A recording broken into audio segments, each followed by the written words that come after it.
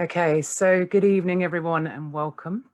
This is week 6 of our live conversation, continuing the dialogue on community resilience in changing times. And this week we are talking on the topic of intentional community. So a lovely big warm welcome to my 3 speakers this week, who I will just briefly introduce. So first we have Jamie Gordon. Hello, Jamie. Jamie is a singer-songwriter and creativity facilitator. He's currently living in a kibbutz in Israel, where he's been for the last 2 years. And the kibbutz he lives in is founded on a school of self-inquiry. So I'm really looking forward to hearing more about your life in the kibbutz. Welcome, Jamie. And next we have Rue Starr. Hello, Rue. Rue is one of the founder members of a project, permaculture project in just outside Totnes called Landmatters. She also built her own roundhouse there. I'm just going to add in because it was a beautiful roundhouse that still exists. She currently lives in a cooperatively owned traveller site in Devon. And she's currently dreaming with her fellow friends and community members another intentional land-based community. So welcome, Rue. Lovely to have you. Thank you. And we also have Ruth SUTCLIFFE. Hello, Ruth. Ruth currently lives in Bowden House Community, which is based also in Totnes. And she's been there for over 10 years. She's currently project managing the cooperative and is currently undertaking a master's in Ecological Design Thinking at Schumacher College, I believe. Is that right? Yes, yeah. She's nodding because she's on mute, so yes. Welcome, Ruth. Nice to have you on the call. Thank you. So before we begin our dialogue, I will just read a little something just to introduce our topic this week and just explain a little bit about where we're coming from. So intentional community. So since the pandemic began, there's been a significant rise in number of people joining intentional communities, which is why I felt inspired to invite you to speak on this topic. In January this year, the New York Times reported in the United States, they've seen over double number of people go up in the last year, moving into intentional communities and communes. A quote from that article says that though many residents of intentional communities are undoubtedly frustrated by climate inaction and mounting ecological inequality, others are joining primarily to form stronger social bonds during these challenging times. Community gardens foster community interaction at a reduced level, a bit like dipping a toe in the giant sea of cooperative living. But people seem to want more now more than ever. So one of the questions we have tonight is this a biological instinct that we're following? What, this move towards intentional community, is it a biological instinct or is this just common sense? What are the benefits of living in intentional community and why now? What could intentional living teach us? And in many ways, communal living is more resourceful as we look at, our terms of our resources and our needs, particularly looking at food, water, use of land, and possibly emotional support as well. But I'm also interested tonight to hear about what are the challenges that need to be navigated in living in intentional communities. And what can we learn from these 3 this evening about intentional communities and why they can benefit us at this time and as our world is changing. This, I hope, is what we'll be exploring this evening. So I'm just going to invite David now just to pop in and introduce himself and explain a little bit about what he'll be doing tonight. My name's David, and sounds like a strange word, but I'm Ruth's Katherine's assistant. And my job is to link up the meeting, which is actually happening in 2 places at once. It's happening on Zoom, and it's also happening on Facebook Live. Now, you will see as you're watching that there's a comments box, and we really strongly invite you to post comments and questions so that instead of you guys being a bunch of a passive audience, you actually become an active participant in our little magical pop-up community. It really brings the whole thing that much more to life when people do share in this way. So why don't we just give it a go? And I just had this little idea that if you're one of these people that think, oh, I couldn't possibly share that, maybe that's the thing you really need to share. So go on, be brave. We all really want to hear what you have to say. And then I will relay these comments onto Catherine, and we'll take it from there. Thank you. Thanks, David, and thanks for keeping an eye on that. It's really great. So I'm going to invite you to speak now, as you haven't spoke for the first 5 minutes. It'd be nice to hear from you. So yeah, Jamie, I wonder if we could start with you, maybe just if you could just say a little bit about why you're here today and why you're speaking on this topic.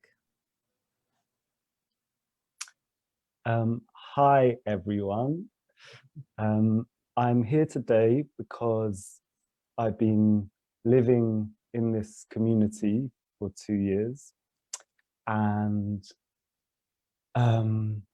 you asked me whether I could speak about it. And at first I thought, like, I found it hard to think what I would speak about, because just being in it, I feel like I'm having the experience of it, and I often think that I find it easier to speak about an experience when I'm looking back on it. But yeah, I feel like I've been thinking about it, and there's a lot about living in a community that has helped me kind of relax into life a bit more than when I was living in a city. And just seeing how doing things with people makes life so much easier, and often scarier before I do the thing, and then I do the thing with the people, and then it's like, ah. Yeah. Great. Thanks, Jamie. Nice to hear that. Thanks. Ruth Starr, should we go to you next? Do you want to just introduce yourself a little bit and why you're here today and speaking on this topic? Hi, yeah. I suppose I've always been interested in connection, and I feel like it's really key. So, and I've always been growing up seeing a lot of the problems and the issues that we're living with as humans. And so for me, the thing that I can do to help heal the problems, or some of the problems that I feel that we're in, is to forge better relationships, you know, with the people around me, and also forge better relationships with the land. So I'd say they're like the two core things that I'm passionate about, you know, is living in community and creating communities and connections between people, and also looking at how I interact with the land and how I can heal my relationship with the land.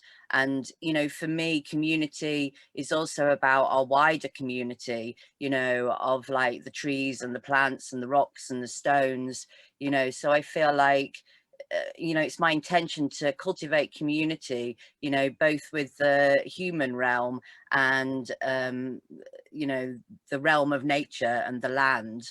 So I've been living in community in some ways most of my adult life, you know, from shared housing to protest sites to traveling on the road with hand carts with a little tribe of people, and you know, living in fields with people in yurts and benders, and then establishing landmatters, and now living in Hartwell. And to me, it just feels natural and instinctive, you know, far more than my minor attempts to live as a nuclear family with one person in a house.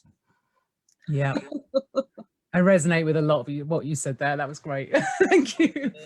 And yeah, Rue hasn't lived in a one of the things that stands out when I think about Rue is that she hasn't lived in a house for over 20 years now. It's more, yeah, it's more than 20 years now, I think, isn't it? So she's been living in all kinds of alternative situations, which, yeah, she's got lots to offer on this topic. So thanks, Rue.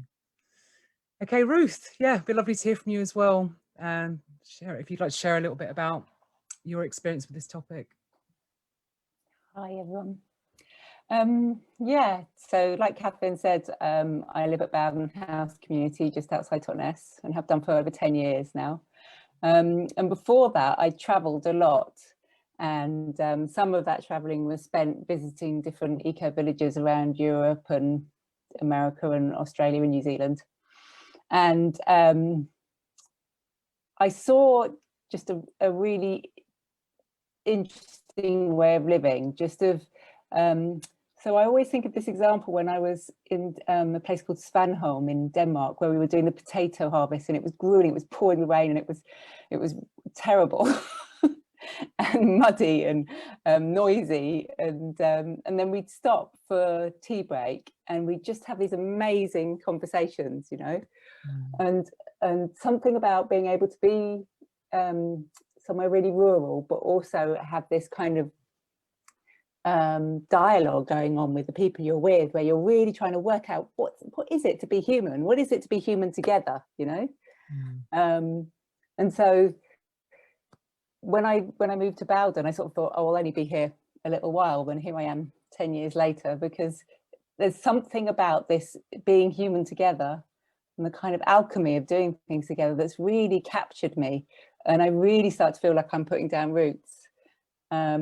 Yeah, I'm just fascinated by how groups work and how we can do that successfully, because I feel like it's vital to going forward on, you know, towards the healthy future that we're all hoping for. So yeah, that's my inspiration. Thank you. And a really good inspiration. Yeah, thank you. I'll put my hands up to that one as well. So it's, yeah.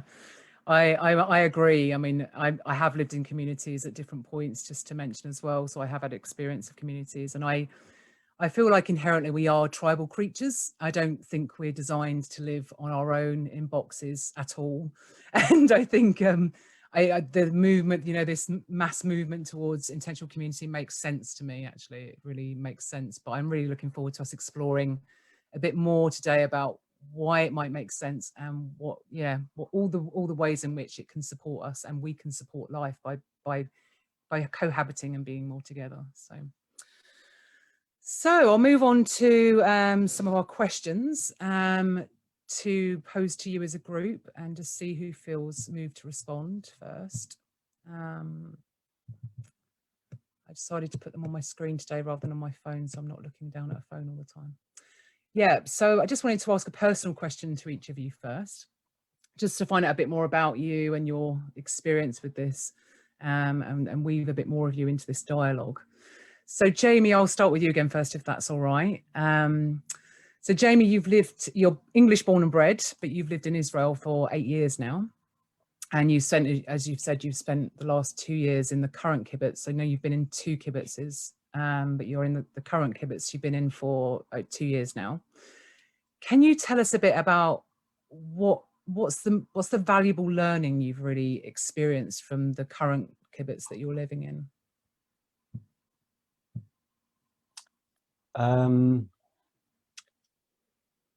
Well, one thing that I've learnt is how basically there's a lot of circles that are happening on the kibbutz, and when you come here, you join a group and you're given a mentor. So every person on the kibbutz has a mentor, like 1 or 2 mentors, and each week we're meeting and we're looking at different themes. And what we do, one theme was responsibility, and how do I take responsibility for my feelings, and then we put that as a filter over our lens, and then through the work that we do, we look at the themes through the work, and we look at our interactions with people through that theme. And so I just remember the theme of responsibility being such a massive subject to look at, and look at my relationship with responsibility, and seeing that I didn't really like the word responsibility. And then we spoke about it in our group, and I tried it out during the week. Like, what does it mean to take responsibility for my life and for things around me? And we were encouraged to do things and take responsibility, even if we saw something on the floor, just to be the one that picks it up. And like, and yeah, that was a really strong learning. And I can see around me that because most of the kibbutz has looked at that theme, you can see that everyone has this vibe of like, everyone's in responsibility, and you feel that everyone supports. There's like a support system in that. Yeah, that's great. And it what a difference it can make if we all do that together, rather than a couple of people trying to do that. But if you're all doing that together, it's actually quite easeful, I imagine, rather than doing that. There's in like a trust. Yeah. And just to say, there's over 200 people in the kibbutz where you're living at the moment. Yeah. And it started 30 years ago. And it started in Jerusalem, when these people would meet, and they met for 10 years, and they were interested in self-inquiry, and they wanted to see if they could take their learnings and move into a community together. So they found this place in the desert and just started building a land here. And they've built like a massive art center as well over the past 15 years. It's really amazing. So I realised that I apologise, Jamie, I forgot to read out the bit about the kibbutz that we said we would do. So before I ask your question, so just to mention, if anyone doesn't know what a kibbutz is, Jamie and I just collaborated to sort of establish what a kibbutz is, because I didn't know until Jamie was in one. So kibbutz literally means gathering or clustering. A kibbutz is a collective community in Israel that was traditionally based on agriculture. The first kibbutz was established in 1909. Today, farming has been partially superseded by other economic ventures, and through this, a lot of them have now become privatized. Kibbutzes began as utopian communities. So utopian, we looked that up, and it's kind of, a world where everybody's looked after, basically, which I think is a nice ideal, and where everyone works towards a common vision. So they're quite a thing in Israel, from what I understand, compared to English culture. There's quite an intention in kibbutz life, and they have their own unique thing to teach us, I think. So yeah, but I feel very inspired by hearing some of your experience there. So thanks, Jamie. Okay, so I'll move on to Rue Star, which we are saying her full name because we have Rue and Ruth, and we don't want it to get confusing. So she's getting full named, not because she's been naughty. It's all right. So Rue, my question for you is, you have a very inspiring story, as I've touched on, including not having lived in a conventional house for over 20 years, founding an intentional community, building your own roundhouse, and that community is now well established and continuing. What do you feel are the key elements which enable us to engage with communities in a skillful and heartfelt way? Well, it's very interesting, actually, because, you sent us these questions earlier, and I made a few little notes, and I feel like I'm going to really echo what Jamie's been speaking to. And, the two of the key words that came up for me were like self-responsibility and self-inquiry, so you know, I feel like it's important to have some awareness of our inner landscape, you know, and what is the energy that we're bringing to the collective field, you know, an awareness that living in community together, you know, we're living in a collective sort of energetic soup, and we're all contributing to that soup, you know, so we need to inquire, you know, what is our contribution to that soup, you know. And of course, we're not all like, well, I speak for myself, you know, I'm not a beaming light of love at all times, you know. So for me, it's been important to learn to be present in my body and to notice what's happening in my body, you know, because then I can get some information that I've been triggered, you know. I can learn to identify when I'm feeling like rooted and connected and heartful, and I can learn to identify when I'm feeling triggered, angry, upset, emotional, you know. And then I can realize that any response that I'm making to what's going on is actually coming from a triggered place, you know, and decide whether that's what I'm choosing, you know, or whether actually, you know, my choice is to come from a heartful and connected space, you know. So for me, a lot of it's about self-awareness, it's about self-care, you know, what do I need to do when I've been triggered so that I can actually, you know, meet whatever's happening in a more heartful and skillful way.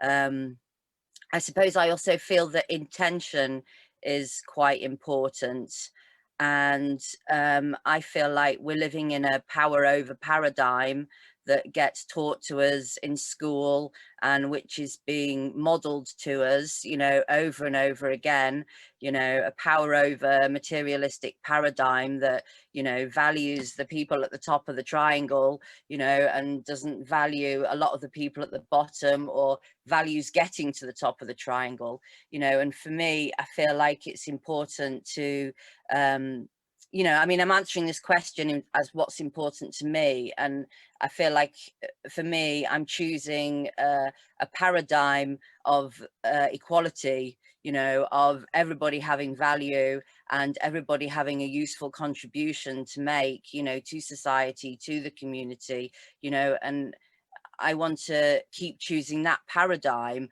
but being aware that I have the other paradigm running in me, you know, that I have the power over hierarchical paradigm in my system, you know, and I have to keep choosing, you know, to notice where I am, and am I playing a power over game, or am I choosing to see everybody as having equal value and an equal part to play.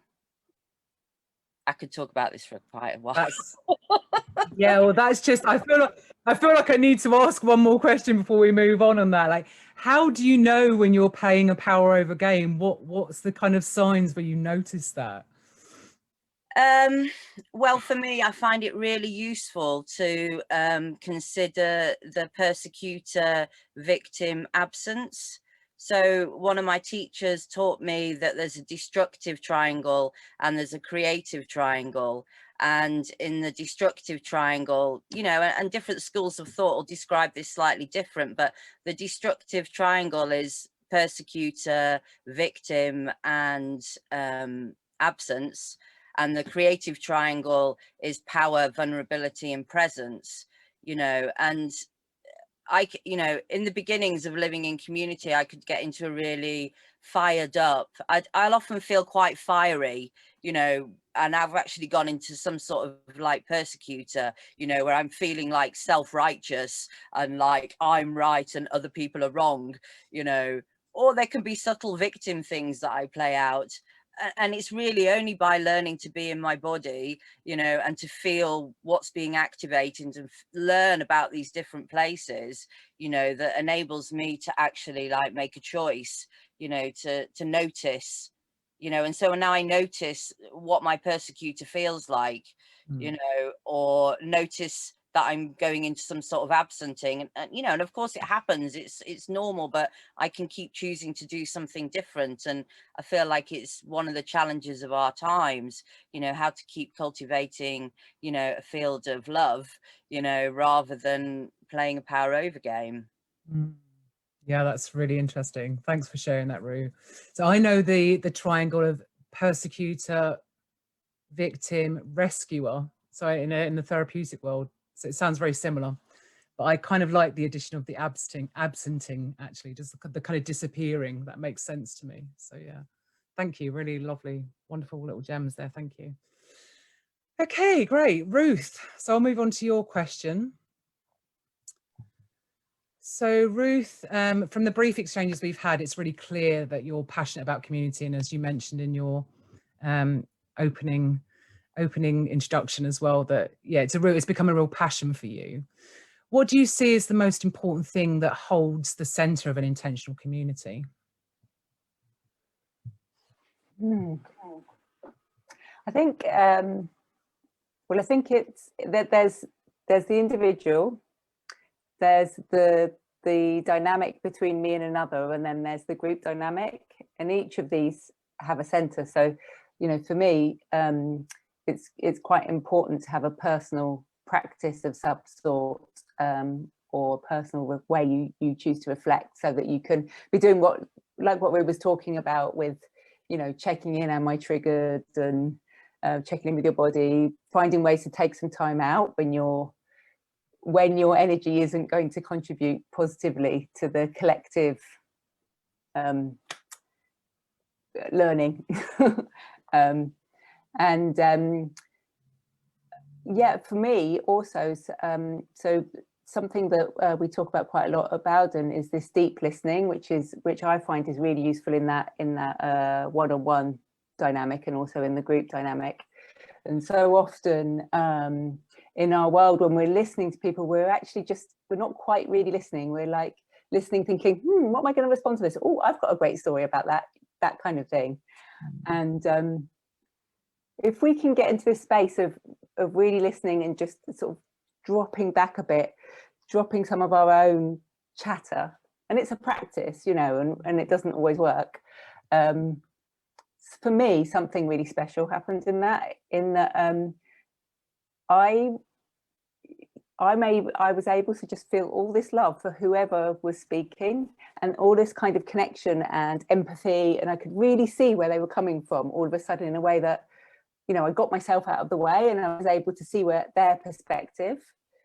And so, I mean, I always say, like, you know, there's always going to be in community, there's people who you're naturally attracted to. We're just humans, you know, there's people who we find it easy to be with, and then there's people who not so much, and people who we're just sort of neutral about, you know. And I think that for me, the practice in community has been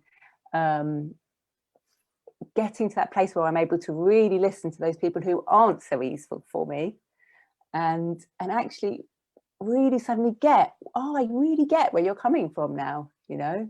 And so then it kind of brings me to this place where I'm realizing that this diversity of perspectives, you know, it's like having a biodiverse ecosystem, you know. Without it, there's no life, there's no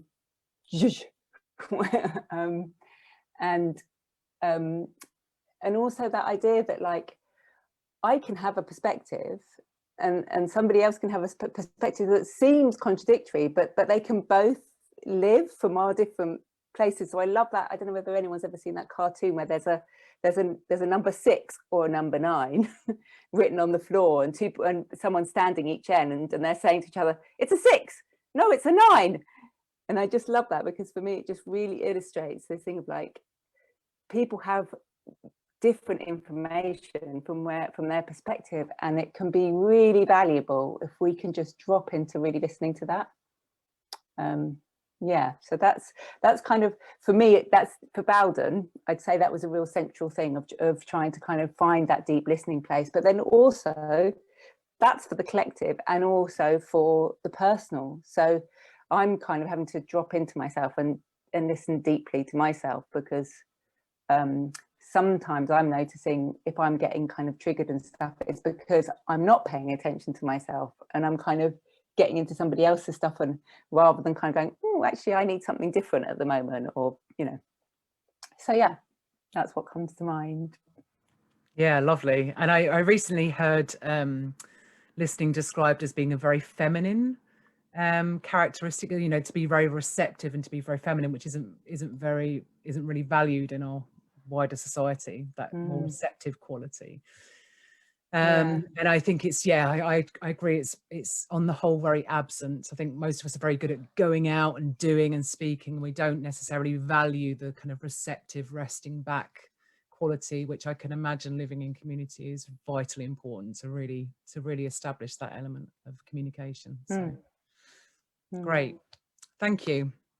All right, so I'll move on to some questions to pose to you as a group, and just feel free to answer when you feel moved to.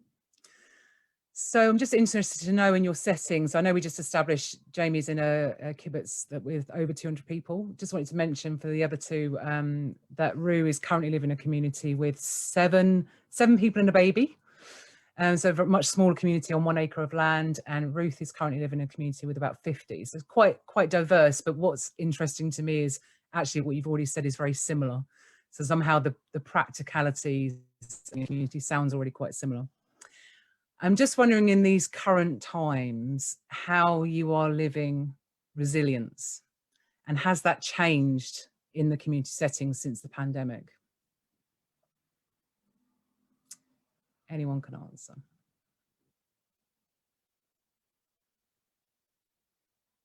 Ruth, yeah.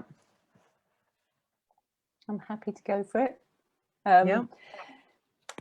Because I have just been feeling so much extra gratitude for my situation and community during the pandemic. I mean, you know, friends of mine who, I'm from London originally, so friends of mine who are living in a flat in London with no outdoor space, not able to see their friends, you know, shut in with the kids. We took a decision early on in the pandemic, because we have shared land here. There's you know, most of our land is for everybody to roam, and all the little children got quite a lot of little toddlers at the moment, and they all play together. And so we made a decision early on in the pandemic that we were going to continue to allow our children to play together, because it felt so important for them to keep that connection going. And the rest of the community, we have continued with our garden, you know, our gardening, which, because it's essential work, you know, we have to grow our food and stuff. You know, so we still have a lot of human contact. We're social distancing, because we didn't want to make it so that if one person out of 50 got ill, we all had to self-isolate. Yeah, so I just feel so fortunate. I mean, I can walk out of my door and see a friendly face, and that's always the case, you know, that's always the case, and I always have so much gratitude for that. But it's just really in sharp focus with the pandemic.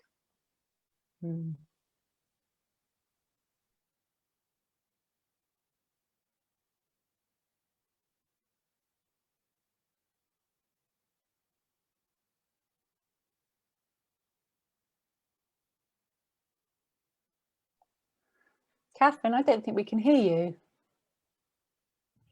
Sorry, I forgot I'd muted my sorry.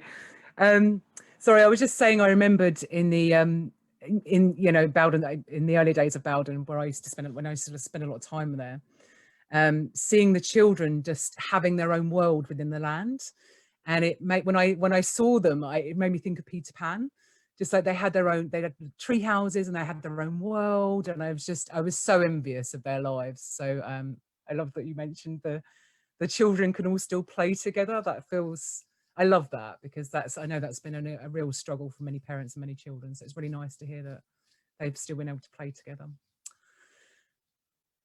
Rue Star, how do you feel can answer on that question? So yeah, how are you living resiliently, and how's that changed since the pandemic? I suppose I feel like it's just turned the knob up on everything that I feel like is important anyway, you know. like, again, I'm super grateful, you know, for the situation that I've created for myself, you know, and I do feel like, you know, I grew up in a time where we thought we were going to be in a nuclear war, you know, and some part of me has been like preparing for like the collapse of civilization, you know, on some level, you know, and to me, again, that's why community is so important, and having a good relationship with the land, you know, and skills to provide for yourself, you know, is so important. You know, I suppose that's part of the reason why I built my own home out of natural materials and learned all about permaculture and forest gardening. And, you know, so in a way, I'm just continuing the things that were important before. You know, I suppose that like my level of self-care has really amped up, you know, so just really, you know, simple things, you know, the drinking water and the eating good food and the meditating and, you know, all the things that kind of like nourish me, you know, and also emotional nourishment, you know, from spending time in nature, you know, and being with the rivers and the trees and the birds, you know, it's just, the knob's been turned up and I'm just doing more of those things, you know, and grateful actually for the space to really slow down. You know, I do feel like that's one of the gifts that's come out of this, is that like there is more time for slowing down and reflecting, you know, reflecting on what I'm doing and, you know, how I'm doing things and what is my focus and what is my intent. And, you know, I feel like it's helping me to get like more clarity, you know, about how to move forward.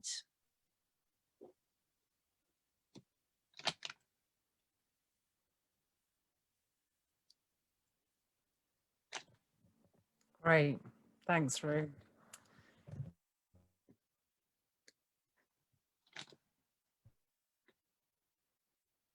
Yeah, all valuable points.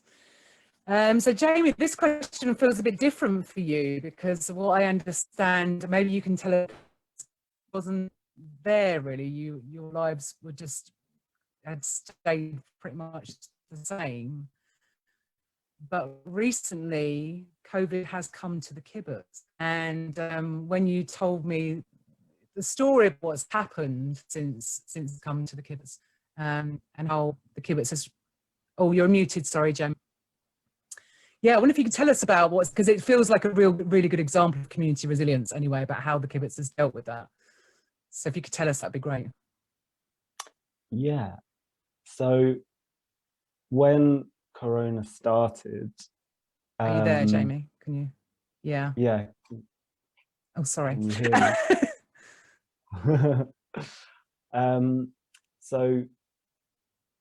me? So Corona started. I can, like yeah. I think just to say to anyone listening, we are having a bit of technical issues with.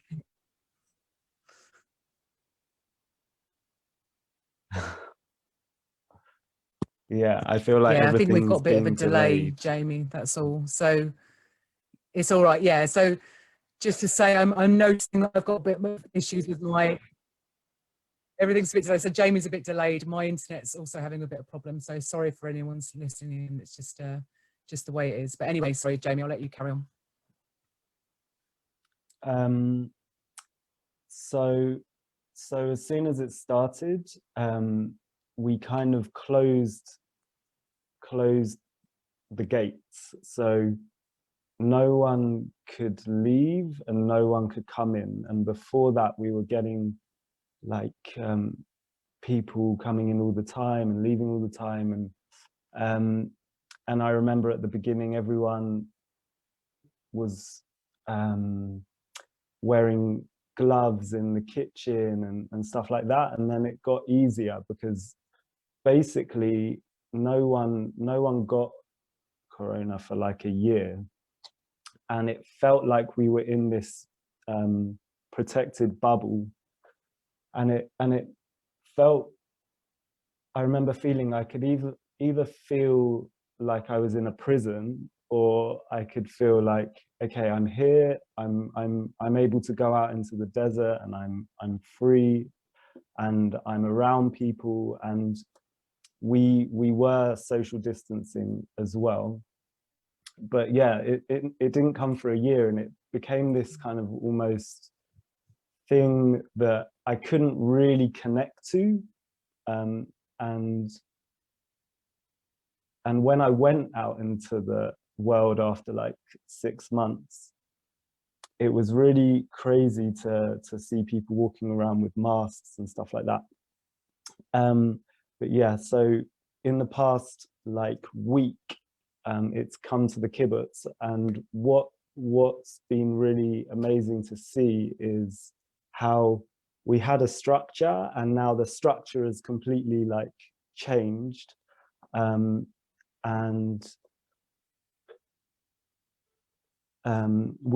Every day we eat in a dining room, and so half the kibbutz was eating in the dining room and half the kibbutz was eating at home. And so the person who had corona was eating in the dining room, and so all of the people that were eating with him had to go into quarantine, and so the other half of the kibbutz carried on working basically. And now every day we get people driving to the houses in buggy, like in golf carts, delivering food.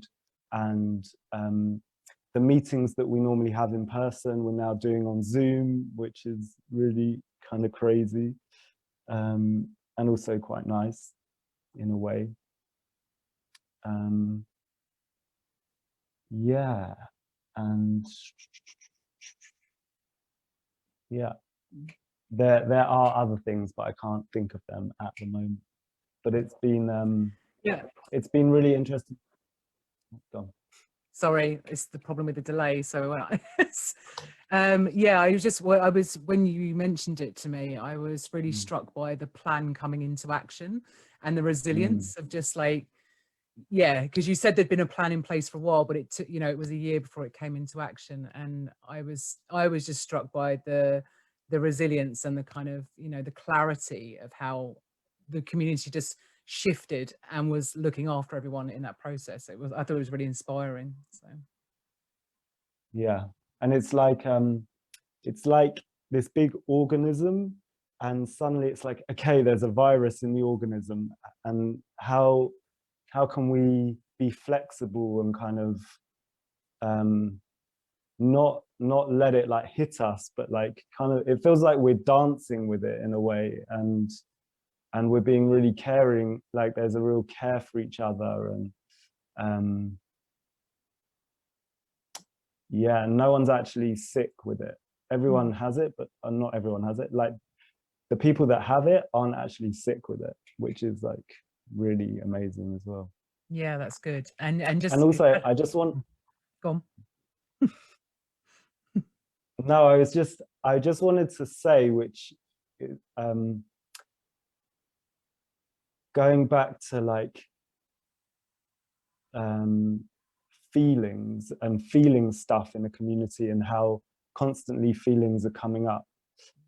One thing that I just wanted to mention was that in the dining room, we eat in silence. And one thing that I feel like has been really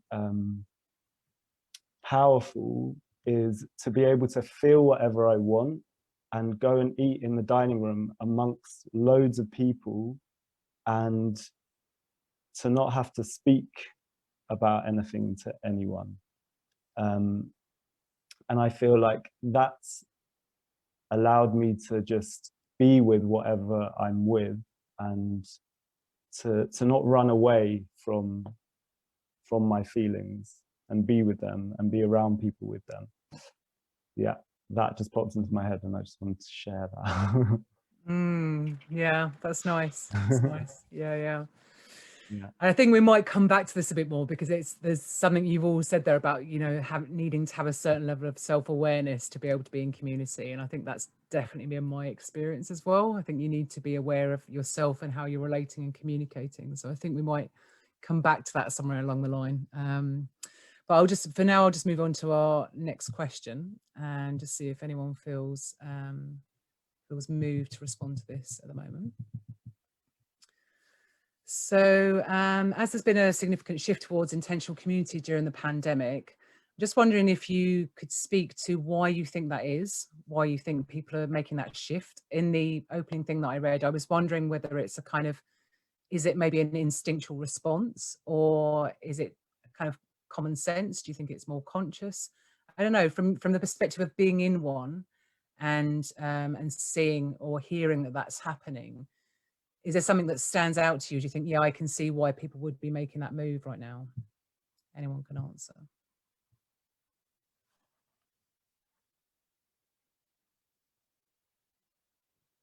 Yeah, Rooster?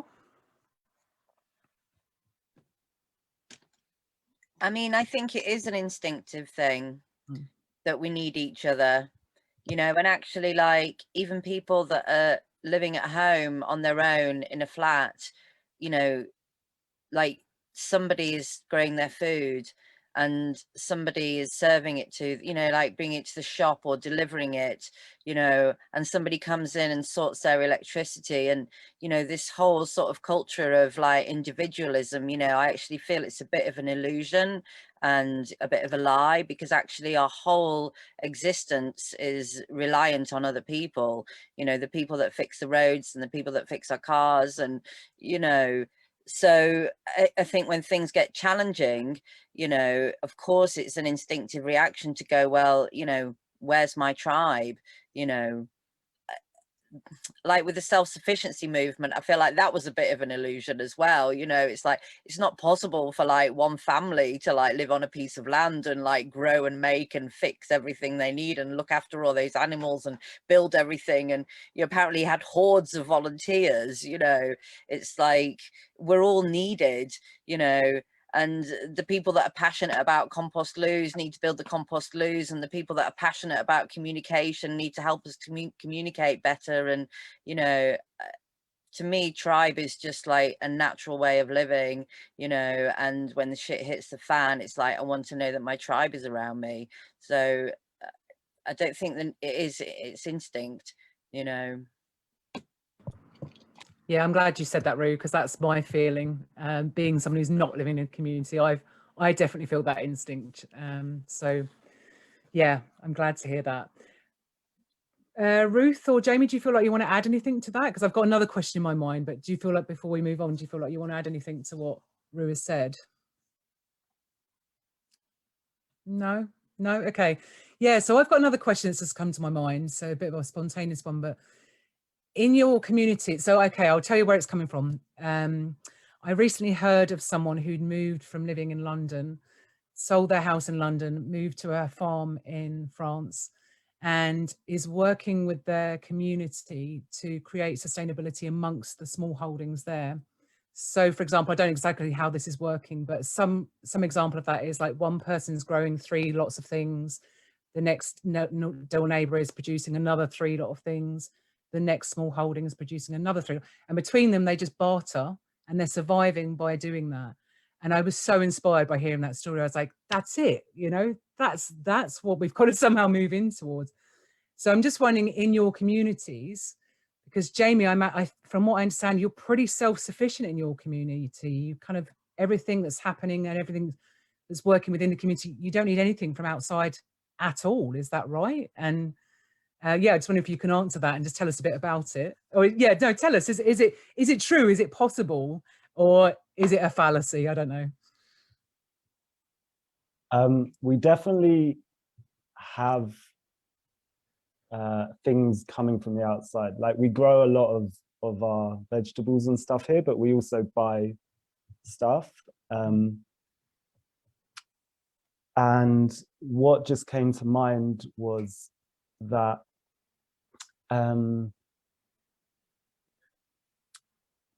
as part of coming here, you're asked for the first kind of few months that you're here to put down your identity and the things that make up who you are. For me, my identity was like music and photography, and that's how I made friends and stuff. So I put that down, and and part of the identity thing is every year all of the jobs change on the kibbutz. So I've gone from working in the kitchen to then working in the goat farm. And I also worked in the restaurant that's here as well. And so what's amazing about that is that you get to work in all the, and also for the first like month that you volunteer here, you work in all the places. So you get to like learn all of these skills that I never would have imagined that I could learn. Like I've learned how to drive tractors and plow fields and learn how to weld and stuff like that. And that's only because I'm suddenly working in the goat farm, which I never thought I would do. And so I think it builds this level of like confidence in everyone. And also when you're taught these things, you're kind of taught, someone shows you once or twice, and then they're like, okay, now you can drive a tractor, and you're just left to do it. And that's really been amazing. Yeah. I can't imagine that would happen in England with like health and safety regulations. Yeah. Surely exactly. you need a certificate first or something, right? Well, officially you do, but yeah, Israel's a bit Yeah. loose on things like that though, aren't they? So yeah. They are a bit loose. Well, I Yeah. think there's something to be said for that too, you know, maybe somewhere in the middle of the two. So, and I'm just wondering about you, Ruth, and at Bowden, like how self-sufficient you are there and how you sort of, you know, manage your resources together as a community. I don't know if you could say a bit about that. We have, what do we have about, we've got like a quarter of an acre orchard and another half acre walled garden of vegetables, and then a big field garden. So we grow quite a lot, but in no way are we self-sufficient. For 50 people, we'd need way more land. I mean, we've got 10 acres of land, but quite a lot of that is under buildings. And we've got, you know, lawns and things like that. So, but what's lovely is that we can do things like come together and do bulk orders. So we do like bulk essential organic orders. And during the pandemic, we've been having extra fruit and vegetables delivered to us as well from Riverford. So just because of our numbers, we're able to kind of get really good local organic food at really good prices. So that's been really great. And it feels really important. I know like we don't have separate, I know some communities, they have a separate piece of land and each sort of member has a different bit of land. We garden the whole garden together. And you know, that comes with its nubbly bits because we have to also agree a plan together and all of that entails.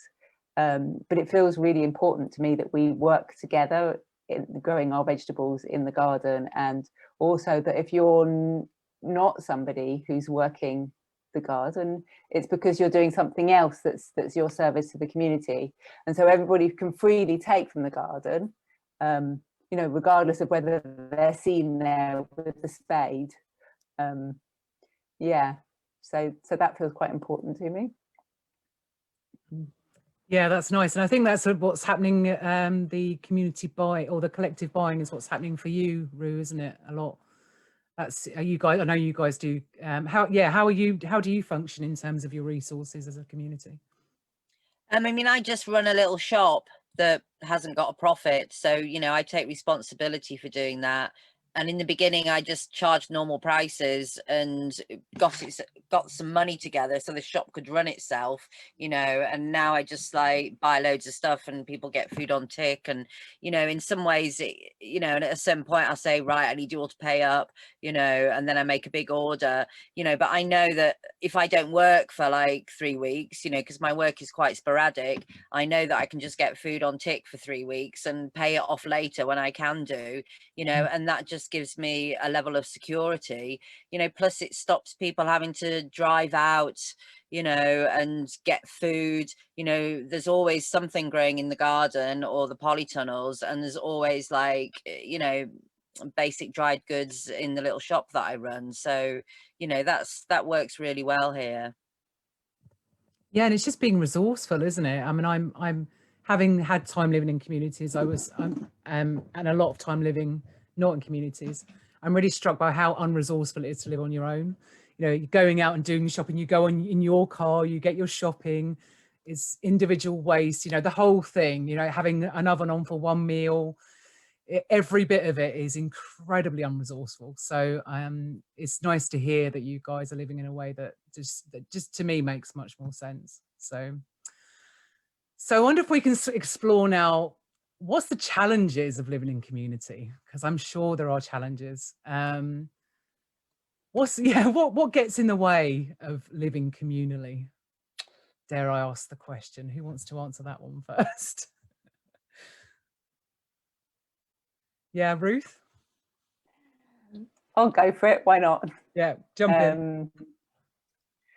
Like, sometimes I say a little bit tongue-in-cheek that there are times in community when I look longingly at suburbia with their nice high fences and their locked doors. And I just, because it's a really intense way of life, you know. I mean, all of this, what we've been talking about, you know, self-responsibility and group dynamic and being with the energy field of the whole, and it's a full-time job. And I have this thing where if I'm having, you know, I feel like conflict is inevitable. And in some ways, this is one of the gifts of community. There's this lovely Sufi saying that is, conflict is an invitation to intimacy. And I really love that. And it's really hard work to live that, you know. So I have this thing, if I feel like I've got something coming up with somebody, like I'm going to go and knock on their door and say, oh, you know, something's coming up for me and about what happened. And, you know, I'm noticing this going on for me and I wanted to check in with you. And, you know, it's that sort of thing. Which bit of this is mine? What's yours? What's between us? But there was a point where I was doing that a lot, for like every little kind of bit of, oh, that wasn't quite right, I would do that, and it was a full-time job. And then I sort of went, this isn't sustainable. You know, I've got a life to live, I've got to go to work, you know. And then I realized, like, there's also this piece of, sometimes you just have to let it compost, you know. It's just another layer on the compost, and just let that rot away, you know, and just picking the things that are really important to address. And there's not a magical way of knowing what that is, you know, but it's just, you know, I guess maybe with experience of living it, you can get to see that. So I mean, I think there's a lot you can do, and I think this is one of the things that intentional community kind of has to kind of offer the world, is just because we're living in this really intense way. One of my neighbours says it's an enlightenment intensive, sort of jokingly, because we're just having to practice it all the time. And because we've kind of signed up to, you know, to look at our stuff and to be together intentionally, you know, we're doing, not always, you know, sometimes we're not doing the work, but, you know, we're trying to keep up with that work. And so we get the chance to really learn what works and what doesn't work. And that's what I feel like we can help, you know, with the wider communities and how people learn to get on. Because for me, there's something about, you know, conflict is inevitable with human communities, and it's the and then what that's the really important question. And so I think so often in our world as it is, with so much separation and or so much sense of separation, because I love what Roo was saying about it's an illusion. it's so easy to find our little echo chamber where we all think the same thing, you know. And there's something just very important about so we understand that the conflict is inevitable, and you ask the question, and then what? And then to be with a group of people who are like up for that challenge, you know, it's like, right, we have this big chasm in front of us. How are we going to make the bridge together to get across it? You know, who's got some skills here? You know, who's got some rope? Who knows how to tie a knot? You know, so yeah, I think that that's something that I'm very interested in, trying to kind of take beyond the walls of community. Yeah, I think the world could learn a lot from that. And I'm just wondering, Jamie, how in such a large community, how's conflict managed in that kind of setting?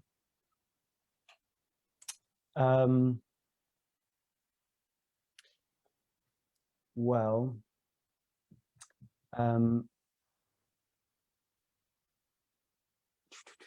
so on a daily basis, we're having group meetings in our workplaces. And for 2 of the meetings a week, we have one of the elders in the kibbutz join us, one of the people that started the kibbutz. And so every day we're invited to look at something and bring something. And it can be really challenging and tiring. And I often feel like when I have this feeling of wanting to run away from the kibbutz and get out, it means that I need to stay here and face something and meet something.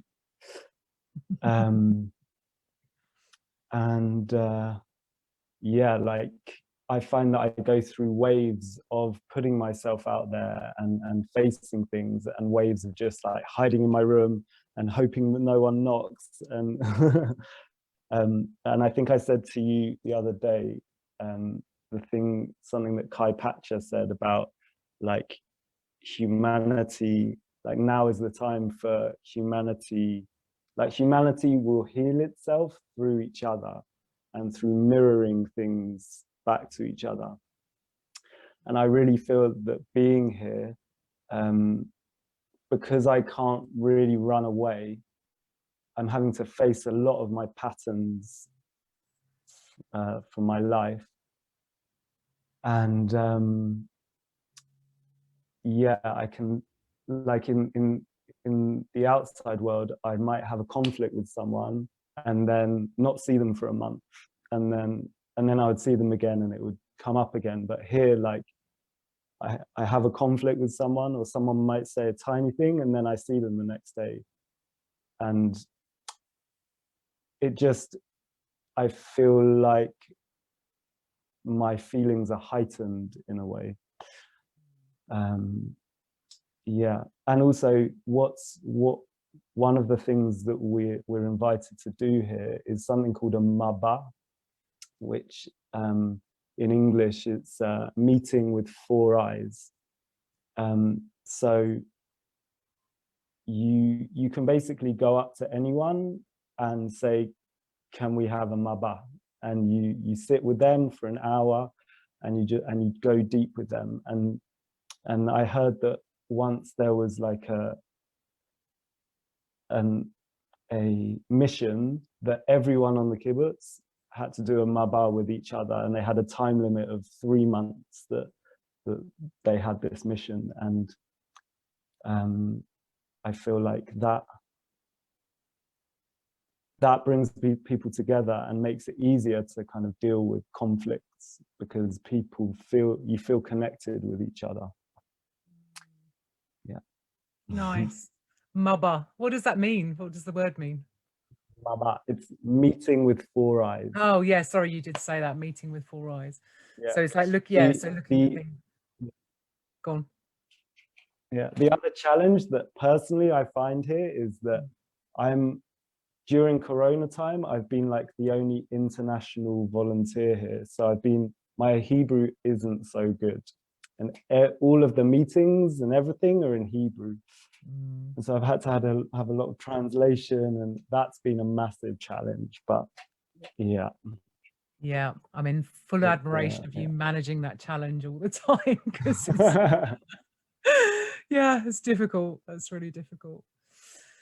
And Ruth Starr, how about you? How does things work in your community? Well, what are the challenges and how do you manage conflict in your community?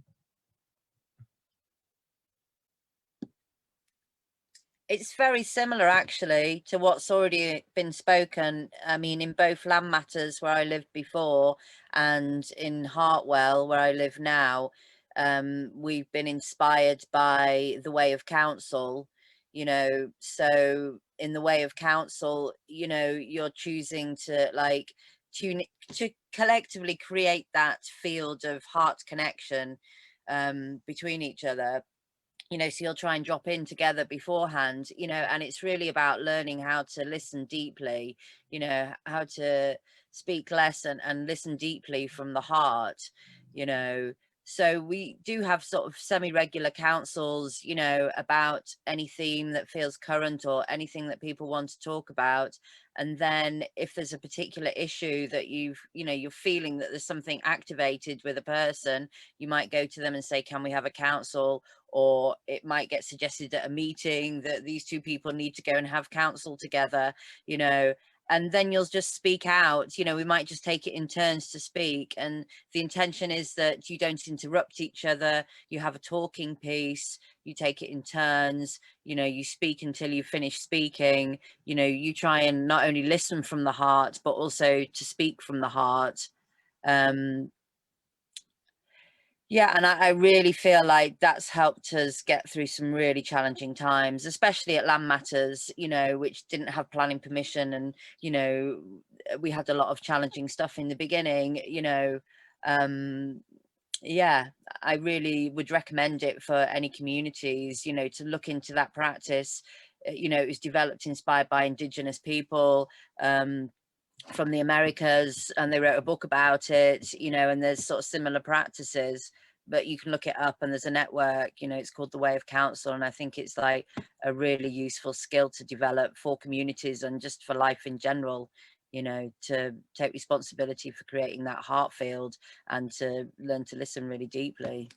Yeah, great. Thanks for that, Rue. And what I'll try and do is see if I can find a link or something for that and add it to the event description, because I think that's a really good model.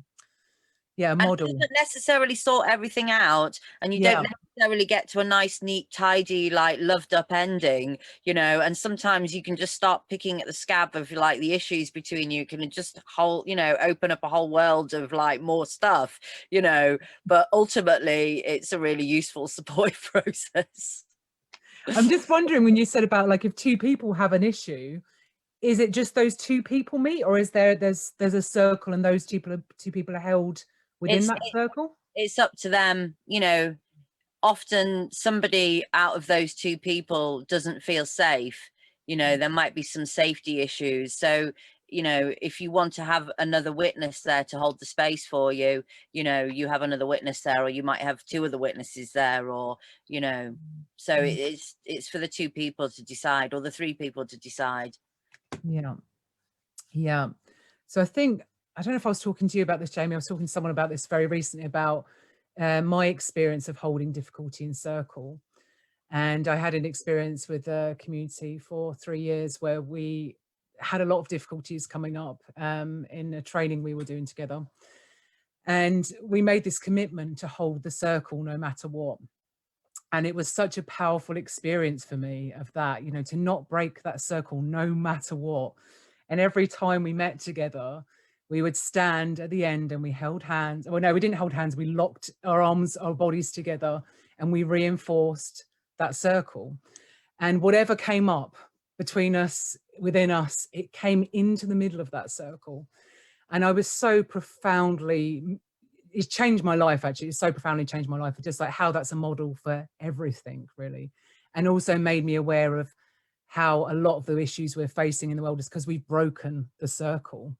and now we're all fractured and we're kind of out on our own, and like the issues are going out of the circle rather than in the circle. And the abundance of what happens when we bring anything into the, you know, the seeing of a circle, it's just transformative. It's massive difference. So yeah, having had that experience myself, I feel passionate about holding the circle, no matter whatever that is. So yeah, thanks for touching on that, because it reminded me of that feeling as well, and something I feel like I'm longing for at this point in my life, to come back to that. So I've got a spontaneous question. I'm just imagining there's someone that might be listening to this call and thinking, yeah, I like the sound of this intentional community. It sounds like something I might be up for. What would you say about, what would you offer as a kind of do's and don'ts, pros and cons, a way into community, something like that? If someone was thinking about it and they've never lived in an intentional community before, you know, where do they go? How do they start? Anything you feel like you could speak to on any of that? Open to any of you.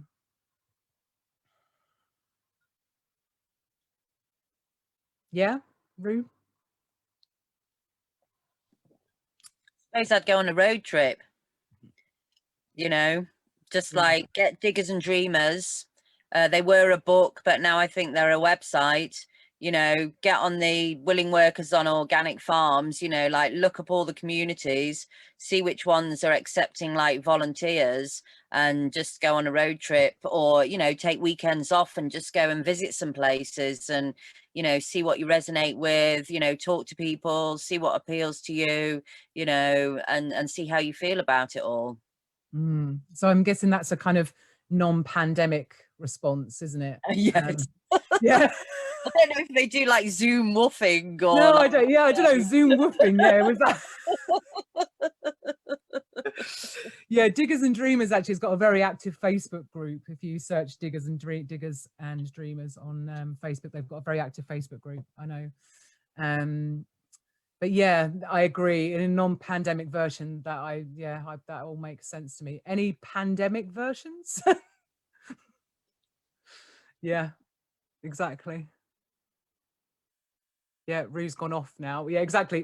What would be a pandemic version of that? Yes, Ruth? Well, I suppose I keep showing this book on calls that I'm on. Yeah, go on. Reading a really good book. This is called Creating a Life Together, and it's by a woman called Diana Lee Christian. And she basically studied loads of different communities, and she makes the point that 1 in 10 communities startups fail. No, sorry, 1 in 10 community startups are successful, so 9 fail. And then she put that research into this book in the form of kind of really, like, basically it talks you through how to set up a community. But obviously it's not just for people who are setting up community. It's just got loads of really interesting like exercises and bits of information and stuff. So that's like a lovely book you can read during. Great. So yeah, so we can read about it, right? That's something we can do. Yeah, and there's some good like there's this living in circles. In fact, I think was Landmatters on living in circles. It's a little kind of video series where they visit different communities and like Lammas in Wales and things like that. So yeah, but, so people can watch YouTube videos or yeah, and I think also it's like constantly, you know, the things that's really going to set you up for living in community. I mean, I love Ruth's thing of just going along and experimenting, but you never really know what it's going to be like until you're living there. And, you know, you might even have your kind of honeymoon period for like 5 years, and then you meet that thing, you know, that you have to, that's really at the crux of it. And so, you know, all of this self-reflection that you can just keep doing in your everyday life anyway will help prepare you. I often say to people who are approaching Bowden, you know, this isn't a silver bullet, you know, this doesn't stop, you know, if you feel lonely, you'll feel even more lonely in community, you know, whatever you feel out there, times it by 10, you know, so, but the joy is times by 10 as well. So it's just to really kind of help people get realistic about what they're really taking on. Yeah, that's really helpful to hear that, actually, because if you've never had experience of living in community, you might not know that. So thanks for sharing that. That's the kind of thing I'd like. It was good to hear, actually. Yeah, just to give people a bit of an insight on that. So great. So we're going to finish in about 5 minutes because Jamie's going to sing a song for us before we finish. Yay! So so we're just going to explore one more question together, if that's all right. So it's the last question, and it feels like the kind of an important question. So in the current times, and obviously your circumstances are different to many others that are living in the world, but within your circumstances, what are you seeing as the real issues that we're facing right now? What are you seeing as the kind of really key thing? And what are you feeling moved to as a response to that? Open to anyone. They're all thinking, if anyone's listening. They're looking very thinking. Yeah, Jamie?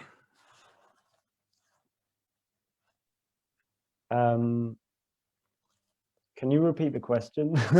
Yeah, so if we just question. focus on one thing, what are you seeing as a real issue that we're facing right now? And what are you feeling moved to as a response to that? So when I'm speaking to a lot of my friends in England and outside of here, I feel like a lot of people are getting used to like being in their houses and not connecting with people. And I really see the importance of like things like this and connecting through the like Zoom and stuff. And about a month ago, when England went back into lockdown, I just thought, wow, I feel like I need to do something. So I did like a drawing to live music thing on Zoom, which you came to. I did. And yeah, and I'd never done anything on Zoom before, and it felt really scary. And while I was doing it, I felt like, wow, I feel connected to these people, and I feel like it's like a pop-up community, like he said before. And afterwards, I saw like people were messaging me saying that they were carrying on drawing afterwards, and they felt really connected to each other even though they didn't know each other. And so for me, I really feel like it's important to step up and show myself, even if it's scary, and to share myself, and even like with the question before, I was thinking about, even if we can't travel around the world and be part of community, like the Zoom world is amazing. And even though it's scary to go into a Zoom thing or to even create a Zoom thing, I feel like right now that's a really amazing way to connect with each other. Yeah, I've actually happened to go, this is my drawing that I did in Jamie's workshop. I happened to this is a drawing of interconnection. There you go. So I just happened to have it sat over there when you mentioned it. Yeah, great. And it is, I mean, that's something that's really been made available to us in a way that, you know, we wouldn't have done this in another way, which we've said in previous weeks, connecting in a global community in a way that's, yeah, really unique. So good to make use of that. Ruth, would you like to respond next? Yeah. So for me, it's these times it also refers to the climate and ecological emergency. I don't see, I know I'm sure, you know, you get this as well. I don't see the pandemic as something separate. It's another really extreme symptom. And in some ways, it's like a little kind of rehearsal, you know. And so for me, at the ROOH, what I've really been working personally with over this time of pandemic is remembering how I am not separate from nature, and just really getting into my daily routine, because of having my routine sort of more restful, because I stopped work and stuff, being able to go out on the land and walk every day. And again, I feel very, I'm very privileged to have that, to be able to do, but even if you've just got a little plant in your house, to just sit with your little plant, and there's something about really reconnecting humans back into, or allowing them to see the connection that's already there, that feels fundamental for us to be going forward and changing, this kind of sick system that we're living in terms of all kinds of things.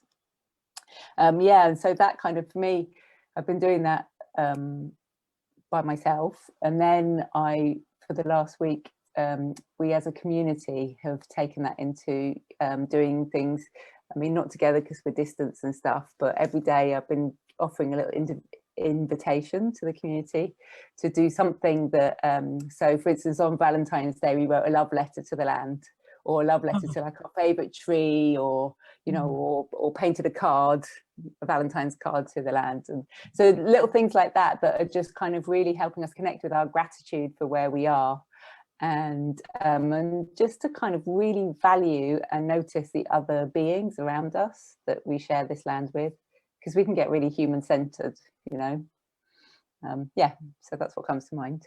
That's lovely. Thank you, Ruth. I love the love letters to the trees and to the earth on Valentine's Day. That's adorable. Yeah, love that. Ruth Starr, anything to add to this one? So yeah, what's the key thing you're seeing that's a challenge right now, and what are you feeling moved to as a response? I mean, I really would echo that. It's been really up for me, like how to listen more deeply. You can't look around at nature and say it's not intelligent, and I feel like, to get out of the situation that we're in, we need to listen more deeply, to the plants and the trees and the streams and the rivers, and, and it really has been burning quite strongly in me. There's a resource called Accidental Gods, which is Manda Scott, and she's got some really useful things to say about this. To me, it's like a collective shift in consciousness that's required, to get ourselves out of the mess that we're in. I feel like part of the issue is like the lack of wholesome stories that we tell ourselves and that we tell each other, and so for me, it's like we need stories, that speak of our interconnectedness with life, and then we need to believe that we can step into that reality, so I find myself, participating, in this kind of taught, world of disconnection and fear, but I know in my deepest truth that actually, I live in a magical world of like interconnection, and that the earth is vastly intelligent, and that if we listen to her deeply, she'll tell us what we need to do to get out of the mess that we're in. So yeah, Accidental Gods, Manda Scott, is like really useful resource. There's a lot of really great podcasts there, that speak to this, to speak to this shift in consciousness that's required. Great. So again, I'll try and add a link for that in the description that goes out with this. Yeah, great. So I love your interconnected artwork, because I feel like that's what it's about. It's about cultivating that interconnection, with the seen and unseen realms. Yeah, absolutely. Totally agree. Lovely. Thank you so much. I resonate with everything you've just said, the three of you. Thank you so much for that. All right, Jamie, it's over to you, my friend. You're going to sing a little song for us. So this is Jamie doing what he does. We just thought it would be rude to invite Jamie on the call and not allow him to do a little bit of what he does.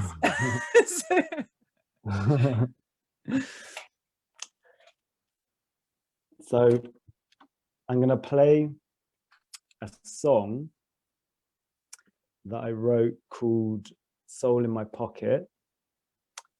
And it was inspired by Satish Kumar, who I think Ruth, he's something to do with the Schumann College. Yeah, he founded the Schumacher College. So, yeah. Schumacher College. Schumacher College, yeah. So I'm gonna take my I'm gonna take my earphones out and put the microphone over here. So tell me if you can hear. If you can hear.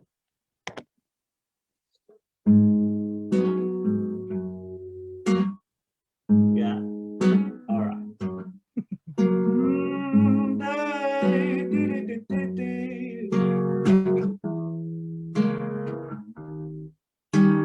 Fire, fire, fire. The world is burning down, crumbling beneath our feet. Maybe soon there will be no food to eat. Fire, fire, fire. We are seeing the warning signs. In 50 years we will look back and realize that we were not blind to this. We buy, we buy, we buy. We buy the things we do not need. There's not enough for all of our greed. Have you got soul in your pocket? That's all you need. Soul in your pocket, that's all you need. 'Cause I got soul in my pocket, that's all I need. Soul, fire, fire, fire.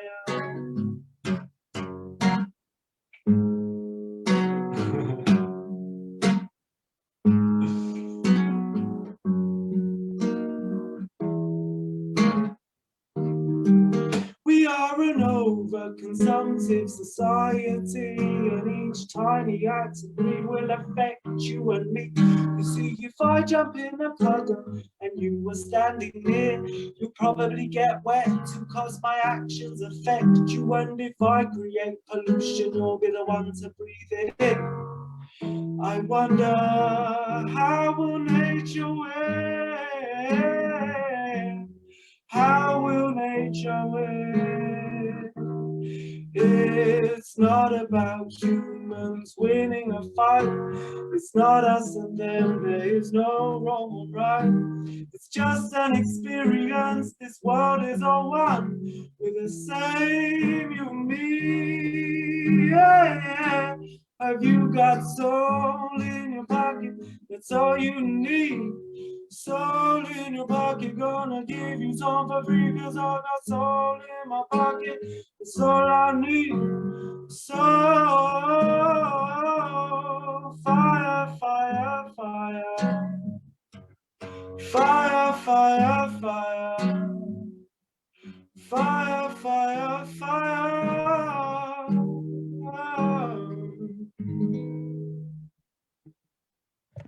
I feel like I need to give a little whoop whoop. Oh, thanks, Jamie. Oh, Pleasure. oh, Thanks for lovely. listening. Thank you. And it's really nice that when you decided to do that song, there's a connection with Satish and the Schumacher College. That was really nice how that came together. Yeah. Thanks, Jamie. So there is a link for Jamie on our description, as there is for the other two who are speaking, if anyone would like to know a bit more about the people that are speaking today and what they're up to. So if you're on Facebook, on the event description, there is links to all of them and their websites. And it will also be, if you're on YouTube, it will be in the item description, and with the podcast, it should be in there as well. So if you want to find out a bit more about them, you can have a look there. So just to mention our topic next week, which is reimagining food, which is probably a topic that the three of you can really resonate with. So, you know, exploring with our unsustainable food systems that we currently have, where our food is shipped from all around the world, and the challenges of the pandemic, how we can reimagine our food supply and consider that resiliently ahead of possibly being in a crisis with it. So that's what we're going to be talking on next week. Feels like a really important conversation. And we've got three very passionate speakers who are going to be talking next week on that topic. Just to say, if you're on Facebook, like the page. We're doing these talks every week. Get involved. Community Resilience Live Talks. That's also the name on YouTube. And you can also listen back on Spotify, Apple Music, Google Podcasts, and many more. Thank you, the three of you, for being part of this conversation. Yeah, really rich.